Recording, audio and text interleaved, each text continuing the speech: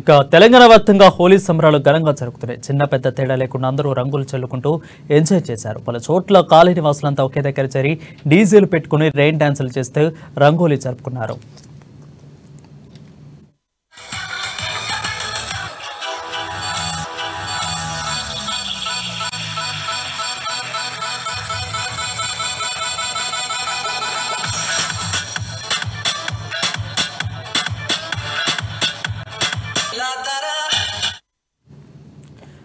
పండుగలనేవి ప్రజల మధ్య ఐక్యమత్యాన్ని పెంచుతాయని కాంగ్రెస్ ఎంపీ అభ్యర్థి సునీత మహేందర్ రెడ్డి అన్నారు.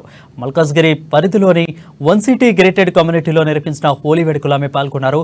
పార్లమెంట్ ఎన్నికల్లో కాంగ్రెస్ పార్టీకి మద్దతు తెలపాలని కాలనీ నివాసులను సునీత కోరారు.